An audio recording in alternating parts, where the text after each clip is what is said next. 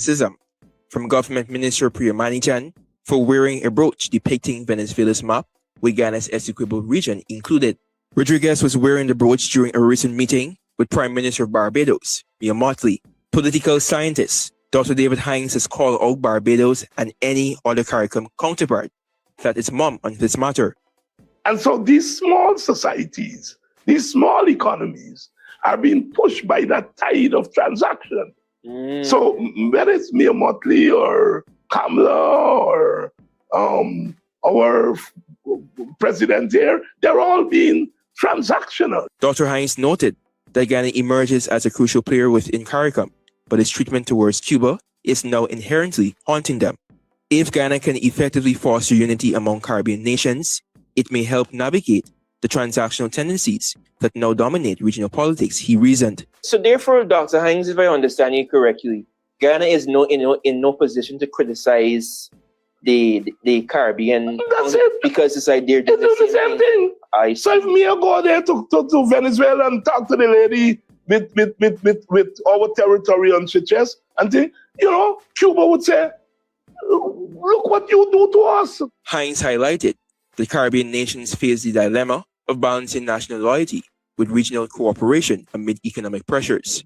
Prime Minister Mottley has on numerous occasions vocalized the importance of regional integration and has praised Trinidad's stance against Venezuela's aggressive behavior. However, her more recent engagements with the Venezuelan regime suggest a complex balancing act. I am arguing that at this time when we have this tide of transaction, we have to turn to culture as a means of surviving and then overcoming. Antonio De reporting for the AGP Nightly News. Venezuela's acting president, Delcy Rodriguez, is facing criticism. Big up the whole team over at HGP Nightly for giving us those very important and insightful details on this matter of countrywide importance.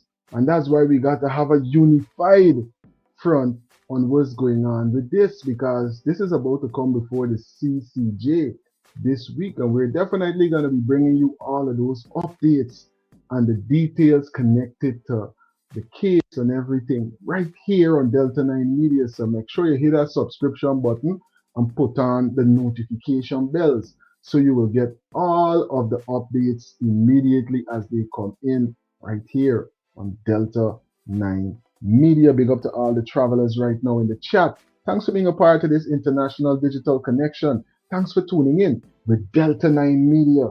I'm telling you, we got so many headlines to get into. Now we're going to get some insights coming in from the Honorable former Finance Minister of Guyana, Mr. Winston Jordan.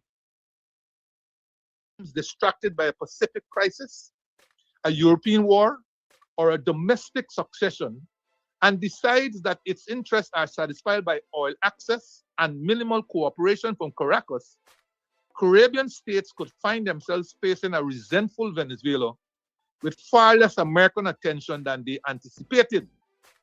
That possibility is not a prediction, it is a reminder that geography is permanent and alliances are not. CARICOM's task is not to choose between Washington and Caracas, as though the region were a trophy in someone else's contest. Its task is to defend Caribbean sovereignty, preserve the Caribbean as a zone of peace, and ensure that no member state is isolated when its territorial integrity is challenged. That means supporting Guyana without turning every bridge to Venezuela into a battlefield. It means engaging Caracas without allowing it to redraw Guyana's map in our presence. The broach was wrong, but it was also useful. It reminded us that diplomacy is not only what is signed in communiques, it is also what is displayed, normalized, photographed, tolerated, and left unchallenged. CARICOM should now adopt a simple protocol.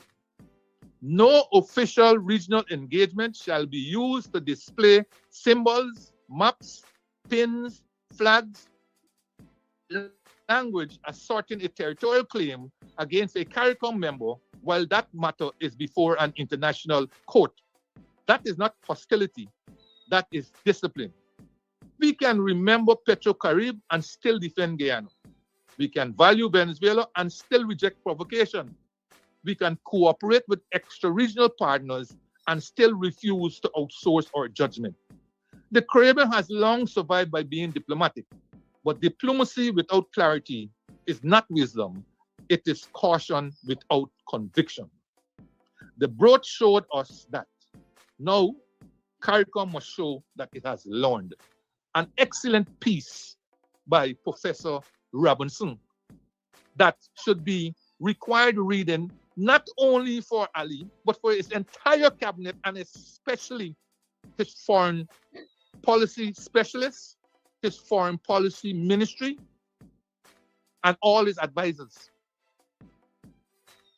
Sympathy is not going to cut it in this matter. A clear, consistent policy will. Our partners must understand you. But you flip-flopping all over the place, I said somewhere else. Because of their hidden, which is now open, policy of trying the axis, the Trinidad, Suriname, Guyana axis. Guyana has been soft on Suriname while pretending that we are aggressively going after what is ours in terms of our territory. They have been soft. As I said to you a couple of weeks ago, it was under Teddy Jagan, who didn't want to go into the Federation because he was afraid of all those Caribbean Afro people swamping Guyana. I'm telling you.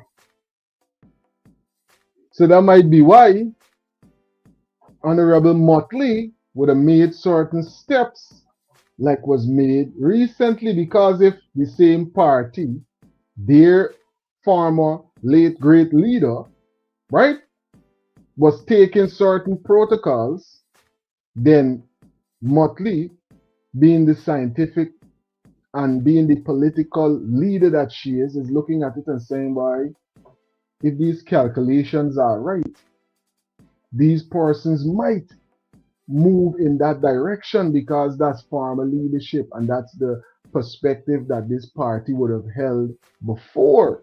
What y'all think about what we're hearing right here from the great Mr. Winston Jordan? So when he came in, he removed all barriers to the entry of Suriname into CARICOM. Unconditionally, he removed all barriers. One of which was no country could become a member of CARICOM who had border issues with a member of CARICOM.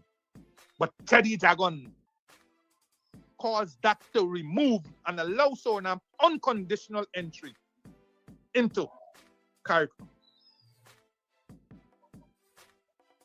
Now today, you got the ratcheting up of the IPAS by Suriname with very little response. Don't want the usual noise.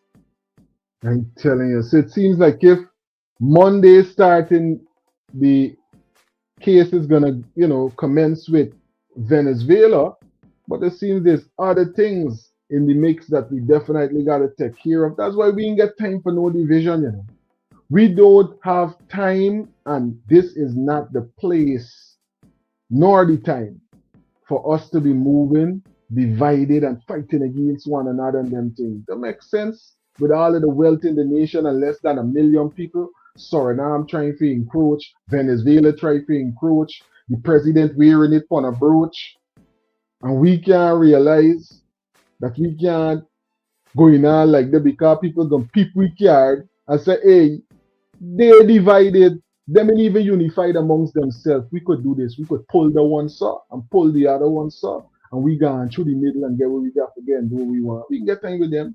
You see them days, they're rich and stupid. They didn't even know what's going on in their own country. There's what persons been looking at me and saying, but we can't tolerate the why.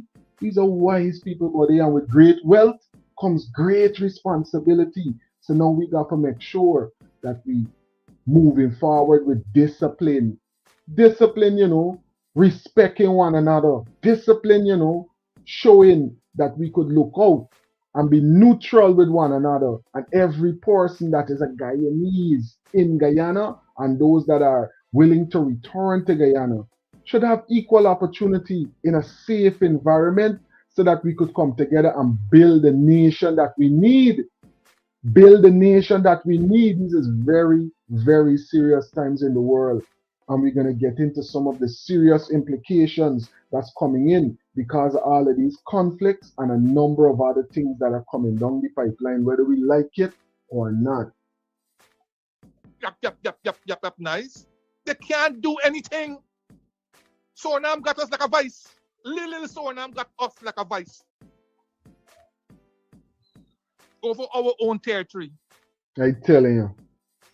Why? Because we gave up even the little leverage that we had. Now you're telling Suriname, you got to remember that we allow your companies to come in here without any condition and so on. And then you run to tell us, oh, well, we have temporarily solved the issue about them using the river. And so now, no, not so. Not so. This is our policy made under our law. Not a peep from the president or his cabinet about whether what is being said now is not what they understood. That is how they have us. And who are the sufferers? Them own supporters on the quarantine there who have to pay the 5,000 and 10,000. But wait a minute, I forget. They are going to rush in like the White Knight and pay the 5,000 on behalf of their people there. That is what they're going to do, quietly, without us knowing. They got Guyanese who attending meetings with Suriname, with the altered map. And then piously coming afterwards to say, well, no. Suriname just brush swat us like flies. It's the same thing that Venezuela is doing us, poking us in our eyes. Because you got a government bereft of any competence to deal with these matters. Young Granger government dealt with these matters in a manner that caught the attention of Venezuela. Look what Delcy talked about, what Ali in her response. Disdainfully. You think they could have done that with Granger or Burnham or one of them? That is what they have on us. A most incompetent, inconsistent foreign policy, and especially frontiers policy. And as I'm saying, your own Guyanese lack the patriotism. You got Guyanese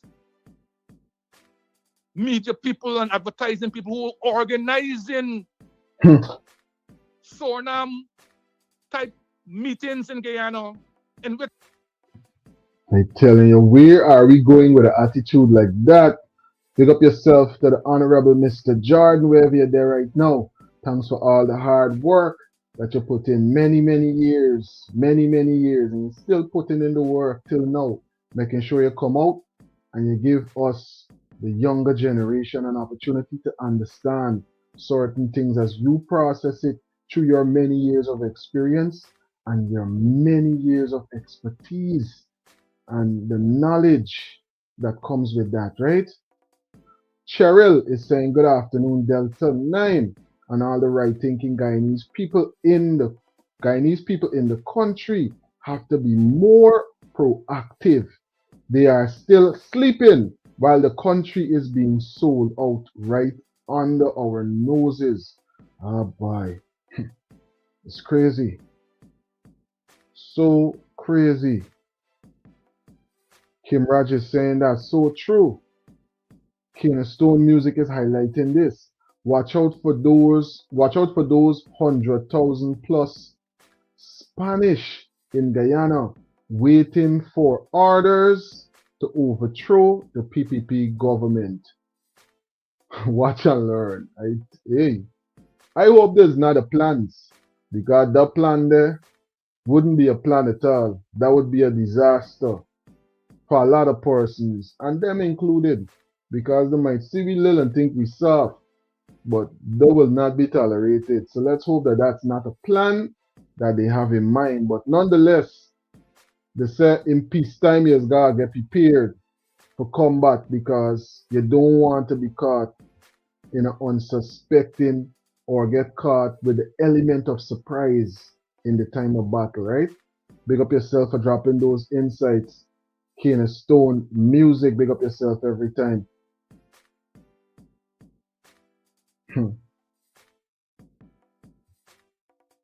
It's the map of Suriname with our new river triangle is plastered on the walls and appearing on the television and so on. Right here in Guyana. Where does that leave us, the citizens?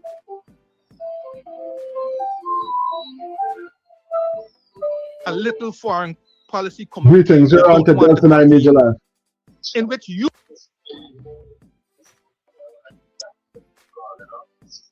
Yeah.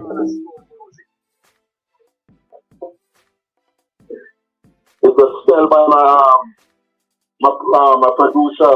That's how they spell it in Jamaica. It's written in patois. Okay. Cornerstone. Yeah, Kana. All right, good. Stone that the builders refuse and all be the head. Yeah, Cornerstone. All right, I get it now. Yes, sir. Yeah, man, I see the 100,000 plus Spanish in Indiana. Mm-hmm. Them they on standby and waiting for orders. Remember I tell you. Yeah? You see all these incidents that we have, I know that they tell you nothing about that bombing movie, had you know. Mm-hmm. They tell us Spanish banner and they have to get in church and this and so on. Look at all the incidents that is occurring in Guyana. Yeah. Yeah? That... Our police force don't even have the slightest clue of solving some of these incidents. These people are not well trained. Yeah? They don't even have the slightest clue what kind of bomb was used in that incident at the gas station. I know the very thing wrong here in the gas taking these Spanish people in the other simple. These are militia trained people. Yeah. Gangs and what these people are well trained with heavy duty artillery, big guns and talking for people that can't relate to what I'm saying. Yeah. These people are well trained people. Yes, right? Mm-hmm. They all laugh for these people and these people around here and thinking these people be friends. These people is not be friends. Spanish people do not like black people. I'm living in the North for years now. And if you go on the business, come from the black people in the world. These people don't like we, they don't hire we, they don't need why we money. Like every other nationality. Because you're known to be some of the biggest spenders, black people. Mm-hmm. Them people are for we. Them people are for the people. How much Spanish businesses we have in Guyana? I want the Guyanese people that is living in Guyana to buy some of these Spanish-owned businesses and count the amount of black people that are employed in these businesses in Guyana. And come back on the program and give us the report. Right in the chat. Give us this report and give me all a task to do. Check these people and don't check these people simple. Look at the incident the other day where the partner gets shot in front of the Spanish business. All them cameras out there. No, the police can't tell me who shoot the partner in front of the business. And that's a Spanish owned business. Yeah. Going to that 6 business where that guy got shot and find out how much black people they walk in that they employ.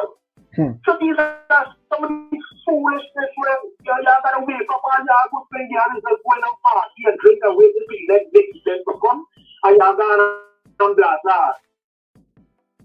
Who they the most latest brand and that's all I got up on Indiana.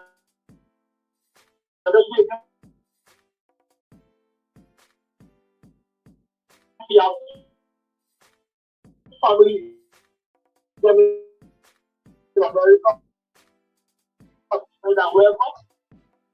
Yeah. Tell you all about cheating. there's all the other fun. Wait, man, people still getting caught up. Because them people don't get any more ideas here. We're in America for so long, and we do some of these things there, and we don't always go past them things. After we ain't got, we ain't going to the extreme like what these people in Ghana get from money. People have their from big parties. Some other artists coming in from Jamaica and everything, the advertisements on TikTok and all over. That's all you see. Just advertisements for parties, bro. That's all you see. I'm listening to them, man. Love them, man. Love a Yes, man, King. Big up yourself. Cornerstone Music. Big up yourself and thanks for calling in with those insights right there. I hope we still getting caught up in the brand name thing. Yeah, let's see China done expose what's going on with the brands them. All the brands them is making China for low cost, and then a lot of these companies, these big brand name companies, just buy them and just merchandise them differently and present them to you at a upscale price. And there's a lot of persons are getting got. Check back your timeline 10 months ago.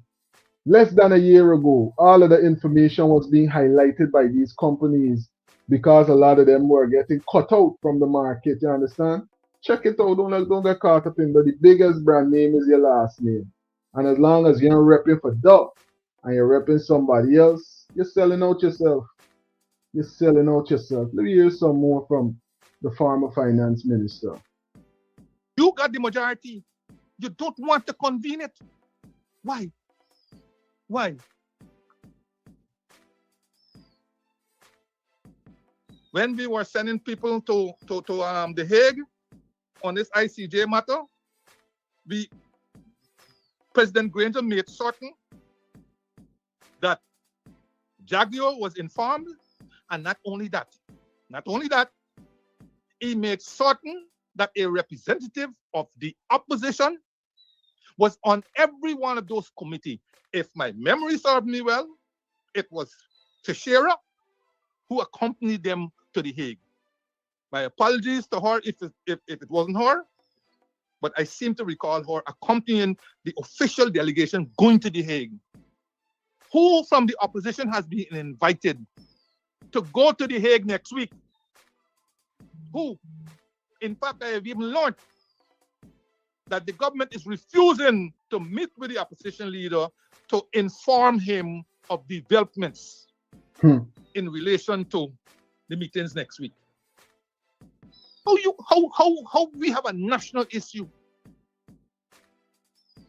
and a partisan approach to